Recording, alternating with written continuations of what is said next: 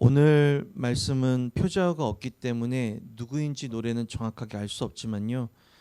내용과 또한 분위기상 슬픔과 탄식 속에 악인의 형통함을 그렇게 정말 원망하고 답답해하는 그런 시편 기자의 마음을 알 수 있습니다. 또 하나 시편 기자가 누구인지 정확하게는 알 수 없지만 우리가 추측할 수 있는 것은요. 사실 시편 9편과 시편이요 이어지는 시라고 많이들 생각하고 있습니다. 시편 9편이 표제에 누구의 시라고 되어 있죠? 네, 맞습니다. 따라서 다윗이 지은 9편과 시편이라고 생각하는 것이 좋을 것도 같습니다. 왜냐하면 이유가 이렇습니다. 9편과 시편은 알파벳 시라고 합니다. 제가 웬만하면은 시 이렇게 시편할 때는 뭔가 이성적이고 분석적인 것보다는 감정을 담은 노래이기 때문에 그래서 이렇게 안 하지만은 오늘은 그렇게 조금은 그 부분에 대해서 언급을 하고 넘어가도록 하겠습니다. 알파벳 시가 성경에 많이 나옵니다. 제일 가장 긴 시편 119편도 알파벳 시고요. 알파벳이라는 것은 이런 겁니다. 히브리 자음이 22개거든요. 우리나라는 몇 개죠? 14개인가요? 네, 16개인가요? 네, 이런 거죠. 여기 예를 들어 우리나라 가나다 기역, 니은, 디귿하는 것처럼 기역, 감사합니다 주님 이렇게 새벽 예배에 나올 수 있어서 니은, 나의 열심이 아니라 하나님의 열심히 살아 역사하는 새벽이 되게 하여 주옵소서. 디귿, 다른 사람도 함께 나와서 예배드리기 원합니다. 이런 게 알파벳 시예요. 히브리 자음을 가지고 이렇게 시편 49편부터 오늘 말씀까지 이어지고 있습니다. 근데 다른 알파벳 시와 조금 다르게요. 제가 신대원 때 시편을 여러 교수님한테 배웠었거든요. 그때 한 이제 교수님한테 배웠던 말씀이 제가 기억이 나더라고요. 어떤 거냐면요. 한번 오늘 성경에 좀 표시해 주시겠습니까? 다른 알파벳 시와 다르게 시편은 조금 특이합니다. 2절부터 11절까지 쭉 묶으시겠습니까? 2절부터 11절까지 표시를 쭉 해주세요.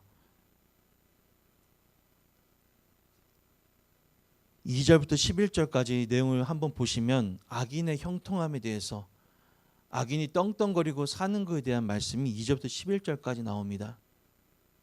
왜 이 말씀을 드리냐면요.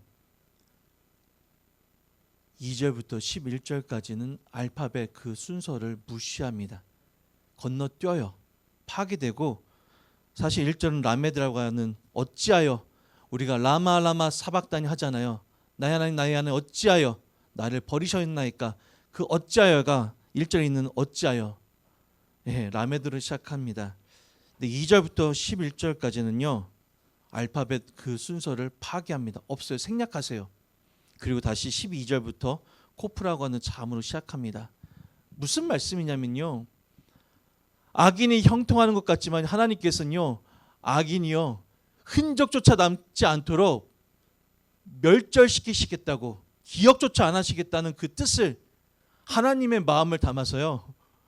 알파벳 어순을 일부러 파괴하시는 하나님의 마음을 우리가 알 수가 있습니다. 악인의 형통함을 부러워할 때가 있죠. 나는 정말 이렇게 열심히 믿는데 저 안 믿는 사람 저렇게 형통하고 나는 이렇게 충성하는데 우리 자녀들은 잘 풀리지가 않고 그게 2절부터 11절까지 담겨있는 똑같은 우리의 신앙 고백입니다. 근데 하나님께서는요.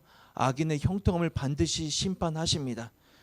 어제 말씀 나누셨던 시편 9편에는 하나님을 찬양하는 다윗의 마음이 담겨 있죠. 나의 어려움을 감찰하시고 고통 가운데 함께하여 주시는 하나님을 찬양하였던 다윗.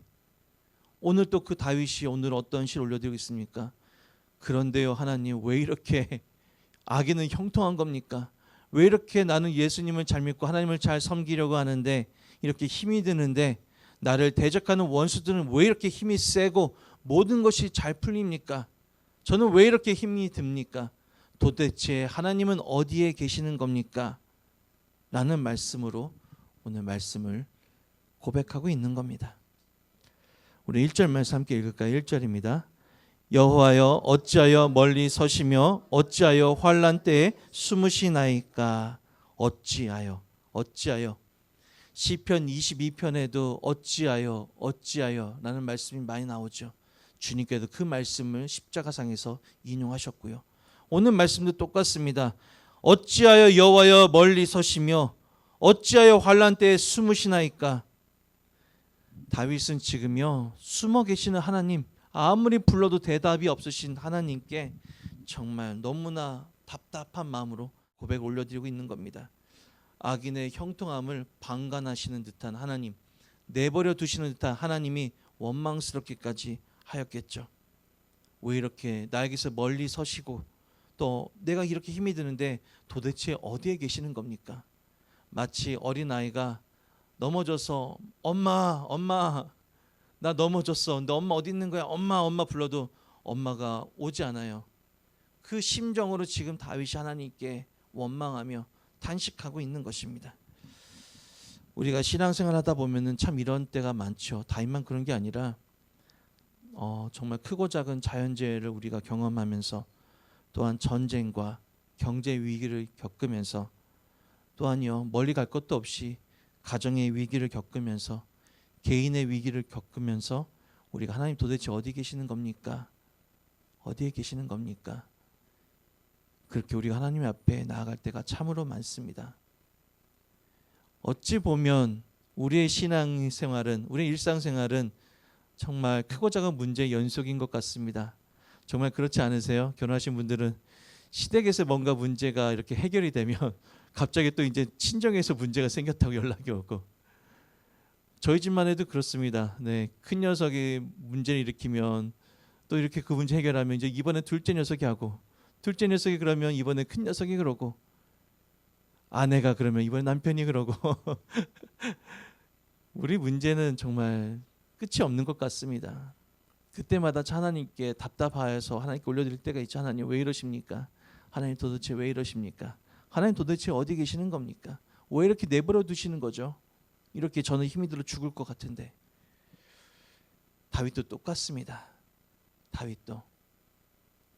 다윗과 같이 하나님의 마음에 합한 자라고 인정받았던 다윗도 이러한 어찌하여라는 이런 탄식의 고백 올려드리는데, 우리가 그러는 거요 당연합니다. 사랑하는 성도님들, 너무 자신의 신앙을 너무 이렇게 비관하거나 그러실 필요 없고요. 있는 그대로, 날 것 그대로 힘들면 힘들다고 하나님 앞에 아뢰시는 저와 여러분 되시기를 주님의 이름으로 축복합니다. 2절부터 11절까지 악인의 형통함에 대해서 말씀드렸다고 했는데요. 4절 말씀을 읽겠습니다. 4절입니다. 악인은 그의 교만한 얼굴로 말하기를 여호와께서 이를 감찰하지 아니하신다 하며 그의 모든 사상에 하나님이 없다 하나이다. 악인들은요 아주 교만하고 거만합니다. 도대체 벌 주는 하나님이 어디 있다는 거야? 난 이렇게 잘 살고 있는데 내가 이렇게 악행을 해도 난 아무 문제 없잖아. 하나님이 도대체 어디에 계신 거야? 정말 시편 1편 1절에 있었던 정말 죄인들, 거만한 자, 오만한 자의 모습이 오늘 4절에 나옵니다. 그의 모든 사상에 하나님이 없다 하나이다.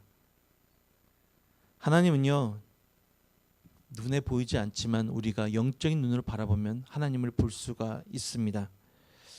4절 말씀을 읽다가 저희 교단이 백석교단이잖아요. 백석대학교에 3개의 학교가 있습니다. 대학교가. 그 중에 하나가 방배동에 있는 백석예술대학교입니다. 예술은 창조주 하나님으로부터 시작되었다는 게 백석예술대학교의 슬로건입니다. 방배동에 가실 일 있으면요 정말 대형 현수막으로 늘 이렇게 걸어 놓거든요. 지나가실 일 있으면 꼭 한번 보시기를 바랍니다. 무슨 말씀이에요? 모든 학문의 주인은 하나님이시라는 겁니다. 그런데 악인은 뭐라고 고백했다고요? 그의 모든 사상에 하나님이 없다고요? 아니요. 그 반대입니다. 하나님은 모든 사상 가치관에 계시고요. 모든 학문의 주인, 예술과 모든 사회 영역의 주인은 우리 하나님이십니다. 정말 악인들이 이렇게 4절처럼 모든 사상에 하나님이 없다고 했던 그 악인이 정말 백보자 심판대 앞에 섰을 때 하나님 앞에 어떻게 대답할지 너무나 궁금합니다. 어떤 책망을 듣게 될지 너무나 궁금합니다. 우리 14절 말씀 읽겠습니다. 14절입니다. 주께서는 보셨나이다. 주는 재앙과 원한을 감찰하시고 주의 손으로 갚으려 하시오니 외로운 자가 주를 의지하나이다. 주는 벌써부터 고아를 도우시는 이시니이다. 아멘. 감찰하신다는 게 중심을 꿰뚫어 보신다라는 말씀을 드렸었잖아요. 주님께서는 우리의 모든 상황과 환경과 처지, 어려움, 억울함 다 꿰뚫어 보고 계십니다. 다 보고 계셔요. 보고 계시다는 것은요, 다 알고 계시고 다 알고 계시면서요, 또한 기억하고 계십니다. 기억하시기 때문에 벌 주실 수가 있고 기억하시기 때문에 상 주실 수가 있는 것입니다. 보고 계셨고 기억하고 계셨고 감찰하고 계시는 하나님, 그 하나님께서 외톨이가 된 것 같은 우리들, 정말 버려진 것 같은 고아 같은 우리들을요, 아니요, 힘없는 자, 불쌍한 자, 어떻게든지 믿음대로 살려고 애쓰는 자, 좌로나 우로나 치우치지 않고 믿음의 길, 의의 길에서 탈선하지 않으려고 몸부림치는 우리 성도님들을요, 하나님은요 다 도우시는 이시라고 말씀하고 있습니다.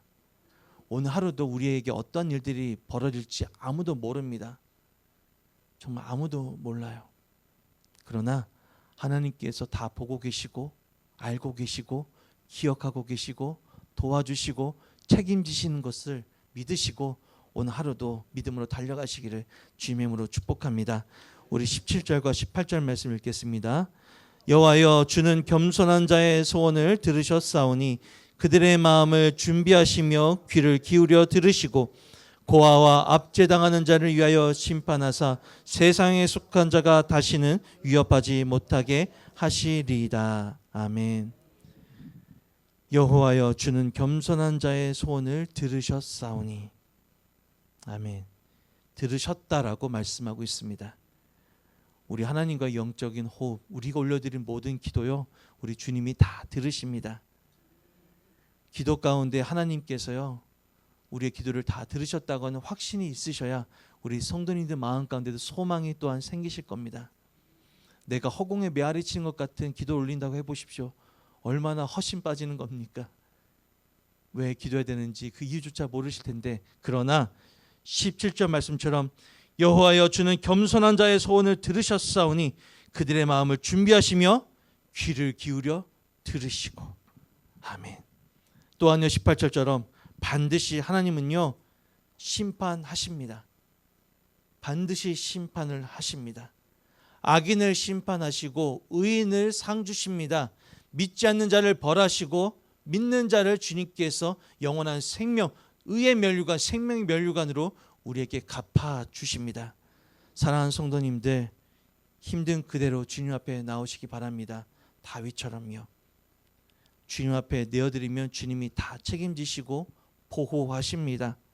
수고하고 무거운 짐진 자들아 다 내게로 오라, 내가 너희를 쉬게 하리라 말씀하셨던 마태복음 11장 28절의 그 말씀이 그대로 이루어지는 복된 목요일 되시기를, 복된 하루 되시기를 주님의 이름으로 축복합니다.